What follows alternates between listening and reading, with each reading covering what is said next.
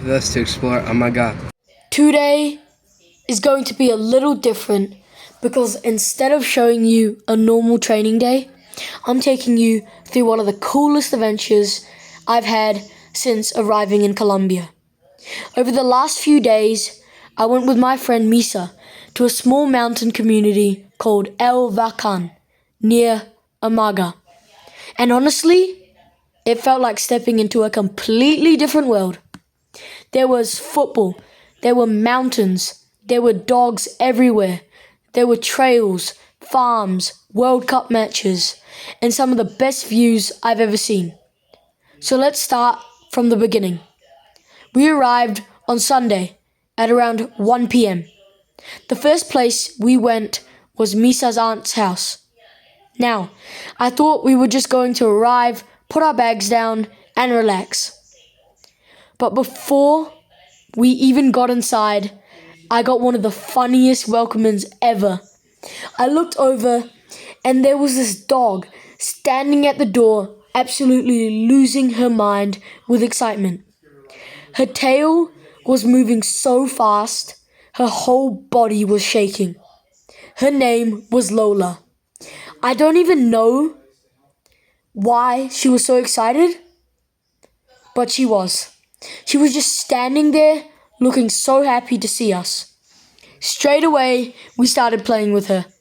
And honestly, Lola probably thought she was part of the trip as well. After that, Misa started showing me around. And that's when I realized this place was completely different from anywhere I'd been before. There were pigs, there were chickens, there were baby chicks running around, fruit trees everywhere, and mountains in every direction. Seriously, everywhere you look, there were mountains. Back home, when you look outside, you might see roads, shops, houses, or buildings. In El Volcán, the only thing you see is mountains. Mountains in front of you, mountains behind you, mountains to the left, mountains to the right. Just endless green hills and valleys. The views were incredible. And the crazy thing is that for the people who live here, that's normal. After exploring for a while, we had lunch. Then it was time to head up to Misa's grandma's house. But we weren't going in a normal car. We jumped into one of the coolest vehicles I've ever seen. Honestly, I still don't know what it's exactly called.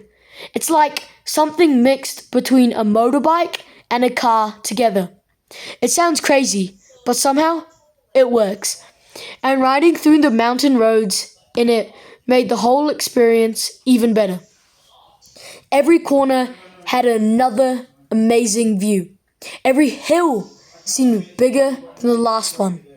And eventually, we arrived at Misa's grandma's house. The first thing I noticed was how much nature surrounded everything. There were avocado trees, orange trees, mango trees, flowers, plants, pretty much anything you can imagine. One of the coolest parts was picking fruit straight from the trees. Fresh oranges, fresh avocados, straight from the source. Not from a supermarket, not from a shop, just growing right there. That's not something I get to do every day.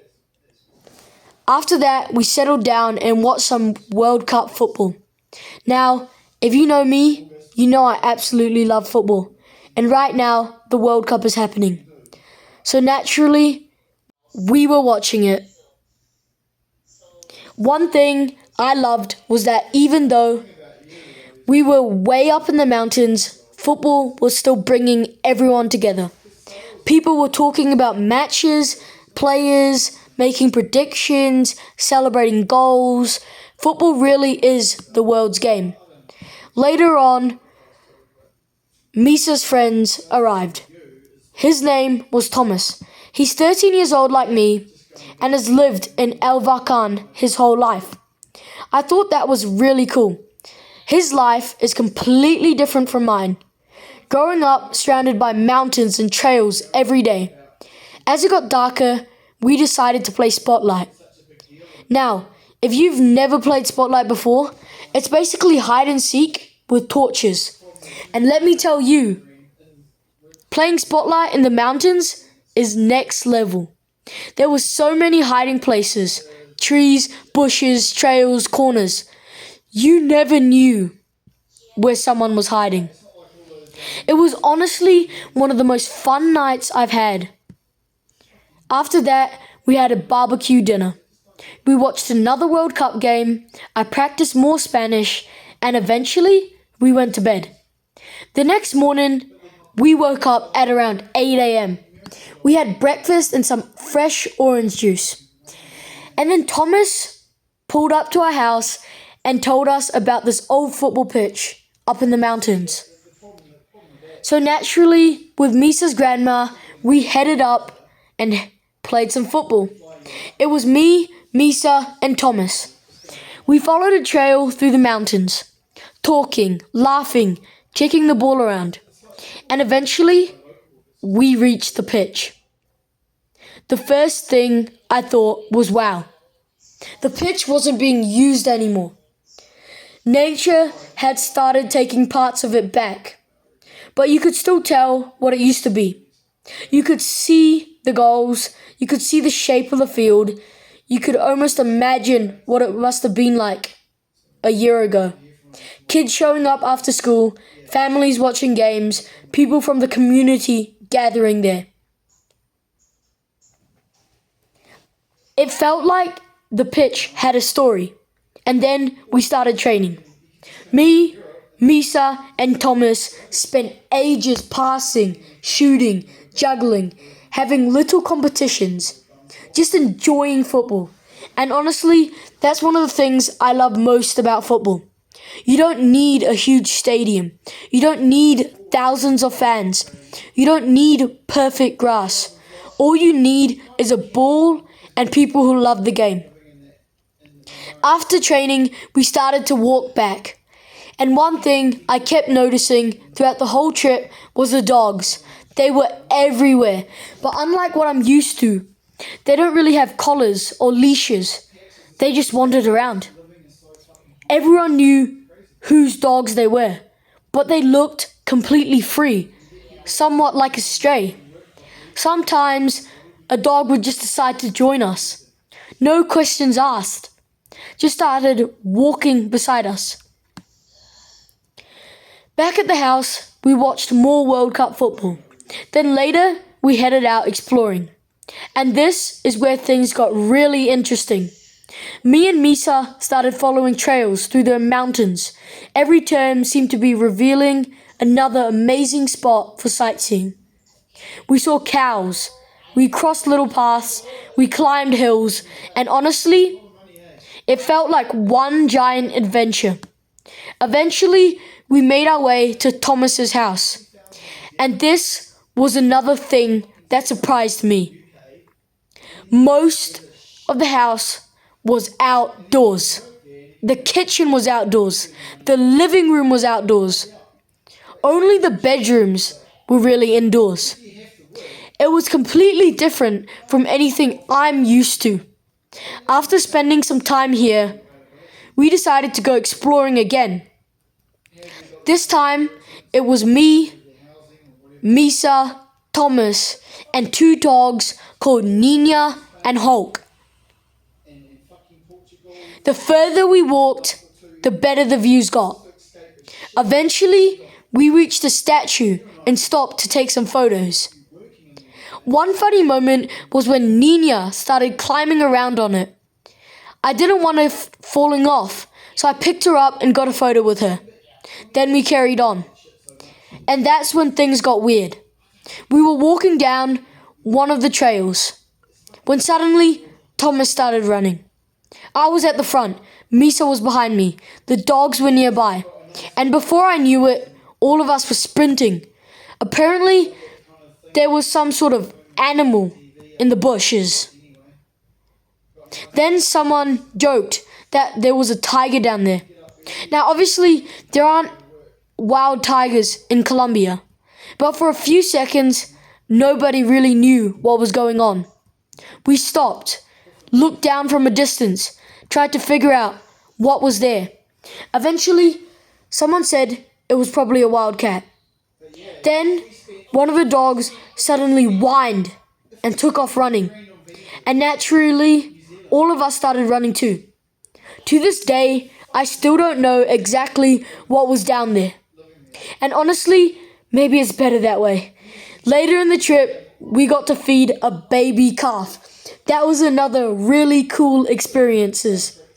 There were animals everywhere. Dogs, chickens, pigs, cows, calves, and much more. Everywhere you looked, there was something happening. Another thing that stood out was the water. The water came straight from the mountains, which meant every shower was cold. The first time I turned it on, I kept waiting for it to warm up. It never did. It stayed freezing. But after hiking mountains, exploring trails, and playing football all day, it felt amazing. One of my favorite moments happened early one morning. I walked outside and looked across the mountains. Clouds were hanging. The valleys, the mountains stretched as far as I could see. Everything was quiet. No traffic, no city noise, nothing. Just nature. It honestly felt like I was standing above the clouds. It's one of those views that a camera never fully captures. You have to be there to understand it. Eventually, it was time to leave. And honestly, I wasn't ready. The trip had gone so fast. We jumped back into the motorbike car thing and headed down towards Amaga. On the way down, I was just looking out the window, trying to take in every last view, because I knew this was a place I wouldn't forget. Before leaving, I even managed to get a quick clip of the football pitch in Amaga. Then we hopped on the bus and headed home. And while I loved every second of being in Amaga, I was also excited to get back, because the World Cup is on. We watched plenty of World Cup matches while we were up there. But I also was looking forward to getting back and watching more football with my dad. Anyone who knows me knows how much football means to me. And watching the World Cup with my dad is something I never want to miss. Looking back now, this trip wasn't just about football. It wasn't just about mountains. It wasn't just about views. It was about experiencing a different way of life. Meeting new people, practicing Spanish, exploring somewhere completely different, and making memories I'll remember for years. One day, hopefully, the football game will take me to professional football in Europe. That's the dream. But this trip reminded me that football is everywhere. Whether it's in a packed stadium in front of thousands of fans, or on an abandoned football pitch hidden in the mountains of Amaga, the love for the game stays exactly the same. Thank you guys so much for watching. And when I said with my dad, I meant all of my family, because my family love watching football with me. If you enjoyed the video, make sure to like, subscribe, and follow along the journey.